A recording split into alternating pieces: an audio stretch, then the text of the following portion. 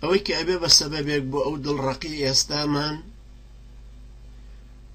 لە بیرخستنەوەی ڕابردووە باسم کرد یەکێک لەوانە زۆر قسەکردنە، زۆر بڵێیە، نوکتە گێڕانەوە و قسەی هەلەق و مەلەقە. یەکێکی تر زەعیفکردنی ئەو پەیمان و بەڵێنەیە کە بەخوای پەروەردگارماندا کە پابەند بوین بە دینەکەیەوە.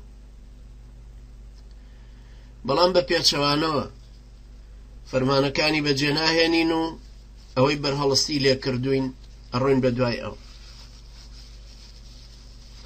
یەکێکی تر زۆر قسەکردن و زۆر پێکەنینە، چکە پێغەمبەری نازار عەلەیهی سەڵات وەسەلام لە حەدیسی سەحیحە فەرمووی کەثرەت الضەحک تمیت القەلب.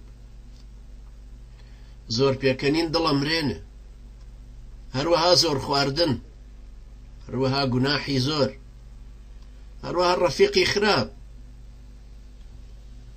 هەروەکو چۆن لە عەرەبیە وتویانە الصاحب ساحب، یعنی ڕەفیق ڕاددەکێشێ بۆ کۆڕ و مەجلسی خۆی بۆ غافڵبوون لە خوای پەروەردگار و دوایش پەشیمانە بیتەوە. خوای پەروەردگار لە سوورەی فورقانە بۆمان باسەکا کە چۆن کابرا دوای پەنجەی خۆیە گەزێ وەڵێ خۆزگە لەگەڵ پێغەمبەری نازدار ئەبوومایە عەلەیهی سەڵات وەسەلام و فڵانم نەکردایە بە ڕەفیقی خۆ، فڵانم نەکردایە بە ڕەفیقی خۆ.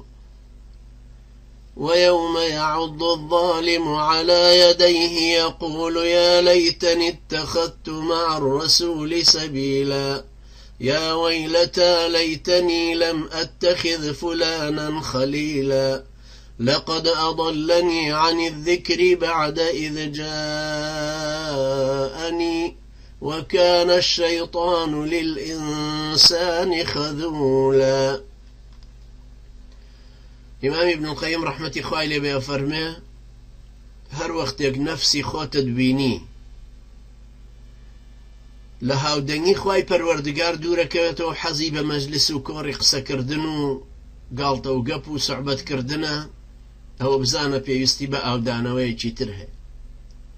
ئەوە بزانە دڵت بەرەو خراپی ڕۆیوە و پێویستی بە چاکردنەوە هەیە. ئەوە بزانە دڵت بەرەو نەخۆشی ئەڕوا و پێویستی بە عیلاج هەیە.